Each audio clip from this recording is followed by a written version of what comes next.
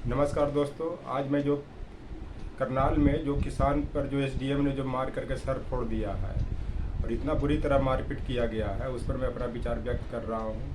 इसमें मैं पहली चीज़ बता देता हूँ कि जो हरियाणा के जो गृह मंत्री जो अनिल विज हैं, वो बोल रहे हैं कि मैं निष्पक्ष जांच करवाऊँगा, किसान दोषी है या फिर ये एसडीएम दोषी हैं। तो इसमें मैं आपको बता देना चाहता हूँ कि इसमें न किसान दोषी है न एसडीएम दोषी है। सबसे बड़ी दोषी सरकार है, चाहे वो केंद्र सरकार हो चाहे राज्य सरकार हो, क्योंकि ये 3 कृषि कानून जो इन्होंने बनाया है विवादित कानून है। अभी जो सर्वोच्च न्यायालय ने जो समिति गठित किया है, उस समिति के मेंबर लोग ने बताया है कि ये जो कृषि कानून है वो ठीक नहीं है और ये किसान के विरोध में है।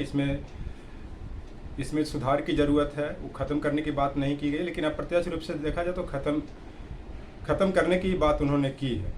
दूसरी चीज़ की, जब मान लिया जाए इनको कृषि कानून बनाना था तो मान लिया जो भी 50 यूनियन है, किसान यूनियन है, उससे पहले परामर्श करना चाहिए था। ये जो क्रोनी कैपिटलिज्म के चक्कर में जो उद्योगपति हैं, उनको कहने पर इन्होंने कानून बनाया, इससे तो विरोध प्रदर्शन होगा ही।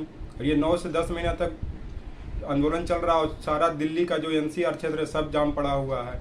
और जो किसान जो है अपने जो शहीद हो रहे हैं या फिर जो भी मर रहे हैं अपनी ज़मीन बचाने के लिए, तो इसमें मैं आपको बता देना चाहता हूँ, इस पर एक शेर भी है कि जो शहीद जो देश जो ज़मीन के लिए शहीद हुए उनको मेरा सलाम है। अपने खून से जिस किसान ने ज़मीन को सींचा है उसको मेरा सलाम है। मेरा कहने का मतलब है कि जितना जो मर रहे हैं, या चाहे वो लाठी के मार से मर रहे हैं या फिर सुसाइड कर रहे हैं, चाहे जो भी कर रहे हैं, तो ये तरह से शहीद ही कहा जा सकता है। ज़मीन के लिए शहीद हो रहे हैं। दूसरी चीज़ है कि बेटी और रोटी में गहरा संबंध होता है। मेरा कहने का मतलब कि बेटी का मतलब धरती माता से है, धरती माता के पुत्र किसान है। और ये जो रोटी का मतलब है कि यहाँ जो खाद्यान्न उत्पादन कर रहे हैं, किसान उत्पादन कर रहे हैं और ज़मीन को पर जो उत्पादन करने के बाद जो पूरे देश को पाल रहे हैं। कोरोना काल में भी जो आज तिमाही में जो जीडीपी ग्रोथ जो 22 से 24% बढ़ा है, उसमें एग्रीकल्चर क्षेत्र का ही 9 लाख करोड़ रुपया योगदान है। तो इस कारण इस पर मैं कहना चाहता हूँ कि जो भी किसान के हित में काम हो, क्योंकि जिस देश में भी किसान का हित नहीं साधा गया, उस देश में देखिए खाद्यान्न का आपूर्ति करना पड़ रहा है, चाहे कोई भी विश्व का देश हो, चाहे पश्चिमी कंट्री हो, चाहे ईस्टर्न कंट्री हो, चाहे कोई भी हो।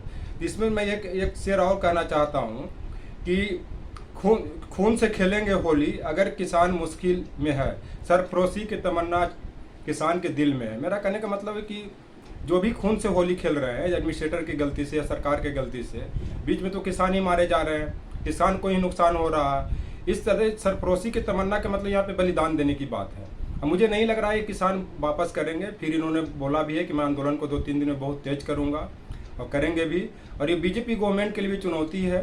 और मुझे नहीं लग रहा, फिर एक बार कह दे रहा हूँ कि उत्तर प्रदेश उत्तराखंड में भी इनकी सरकार स्टेट की जाएगी और गुजरात में भी संभावना बन रही है। क्योंकि धीरे धीरे देश के जो किसान हैं सब मोबिलाइज हो रहे हैं, गुलबंद हो रहे हैं। और जो इनके जो प्रवक्ता हैं, बीजेपी के जो लीडर हैं, बोलते हैं कि किसान नहीं है, सब राजनीतिक दल के लोग कर रहे हैं। तो मैं कह रहा हूँ जो राजनीतिक दल में भी सभी लोग किसान ही है प्रत्यक्ष रूप से, क्योंकि किसान का खेती का जो उत्पादन करते हैं वो राजनीतिक दल के ही ज़मीन पर, राजनीतिक दल के लोग ही ज़मीन पे कर रहे हैं।